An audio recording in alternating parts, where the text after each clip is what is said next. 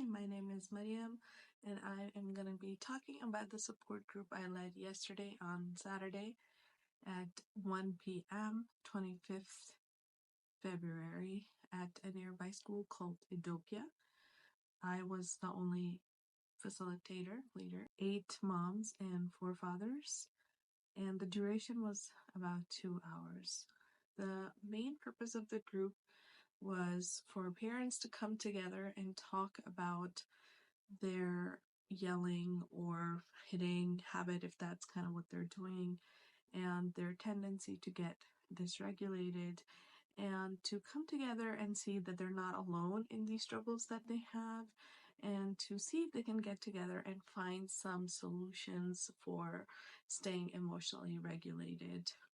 We started the group with rounds. I asked all the parents to share one thing that they're really proud of that they've done as a parent in the last week, along with their name and their kids' ages. So they each went around doing that, and I could tell right away that it was an effective way to warm up, because parents had come to the group thinking maybe they're just going to talk about how they're mean to their kids, but here they were talking about something that they're proud of, and they could also see each other vibing off of each other's energy, and they were patting each other on the back and clapping for each other, smiling at each other, and it worked beautifully to get the group moving in the right direction.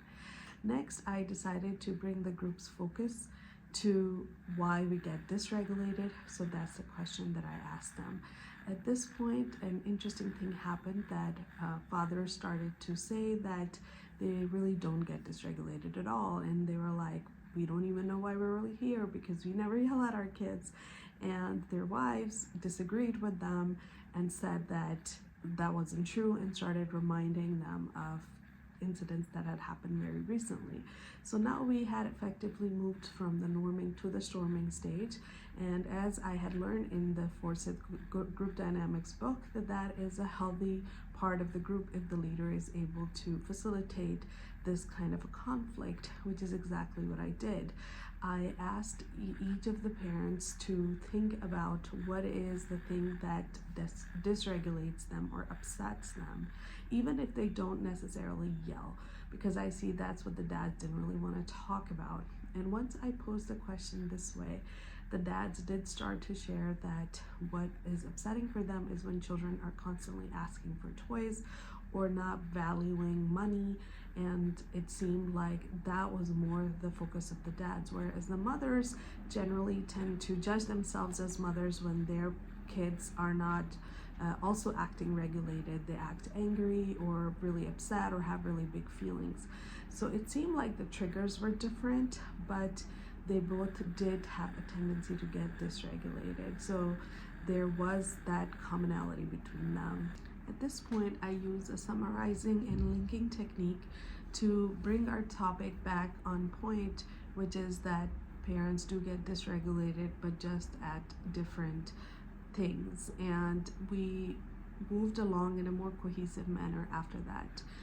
We broke into dyads, and the parents had made a list I had written on the whiteboard of all the things that make them dysregulated. For dads, it was more, don't spend money on this, don't break this toy, why did you break this toy, why did you waste money? And for moms, it was more, why are you always crying, why do you hate your sister? So in the group, the purpose was for them to come up with solutions, and I, as Jacobs et al. Say, that the leader can also join in the dyad. So I did spend some time sitting with them and listening to their solutions, and it was really nice to hear everything they were coming up with. Afterwards, we came back as a group and we processed some of the solutions that they had talked about, and it was really interesting to me how many solutions that they had come up with. They themselves noticed how interesting that was, because previously they felt very helpless and they were like, oh, there's nothing I can do. So we talked a little bit about how when the stresses are taken away from from the daily life, then parents are able to think and reflect more. So that was like a nice breakthrough moment that happened. After this, I briefly summarized everything we did in the group, and we concluded on a very lovely note that we would all strive to be safer parents. Self-assessment.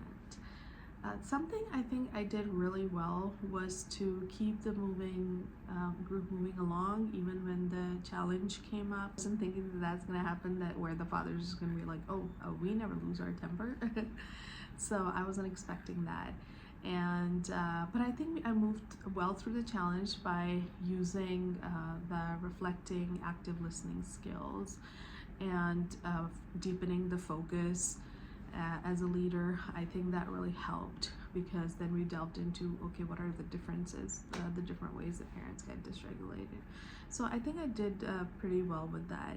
One thing that I was really proud of was when one of the fathers, he said that he's really reluctant to set boundaries with his children, and he was wondering why that is, or he was asking me for a tip.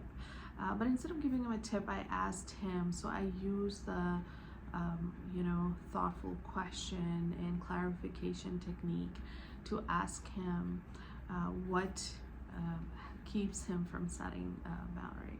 And he said that he doesn't want his children to feel pressured or to hurt their confidence. And so then I asked him why he thinks that setting boundaries hurts confidence. And he was very vulnerable, and he said that that's because he feels like his confidence suffered a lot because his parents were very authoritarian. And so then I posed this question to the group: what can we do? How can we set boundaries with children without hurting their confidence? And the group came up with some really great solutions, and one of them was to think of helping the child and assisting the child rather than bossing them or dictating to them. And that dad seemed to be really settled after that, and he commented that it had never occurred to him that boundary setting can be done gently and respectfully, and does not have to involve sort of being bossy. Things that I would have done differently, which didn't seem aligned with this kind of a group, was to have educational component to a support group like this as well.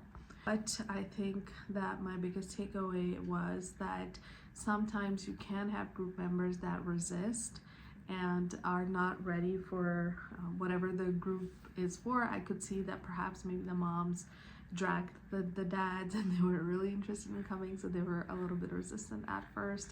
So I think that's definitely something that I learned, that even if somebody shows resistance, you can get them involved and have them become an active part of the group, because just by active listening and reflecting. One skill enhancement that I would like to focus on is drawing out members, because I noticed that there were some members that were not sharing so much, especially this one lady who always looked a little bit anxious. So Jacobs et al. Say that there is usually a reason for members to stay quiet, and I think hers was definitely some fear and anxiety related to group setting. So I wish that I had been able to slow down a little bit more and draw her out. One thing that really struck me was how much all of these parents, they took out time from their day, and they came to this place just to learn and just to connect with each other. So I thought that was really touching, and it seemed like they were really thriving off of each other's energy, and they all just kind of wanted to do better. And even those dads who were pretty kind of quiet in the beginning were getting pretty animated. So yeah, I really enjoyed this. Thank you for letting me share.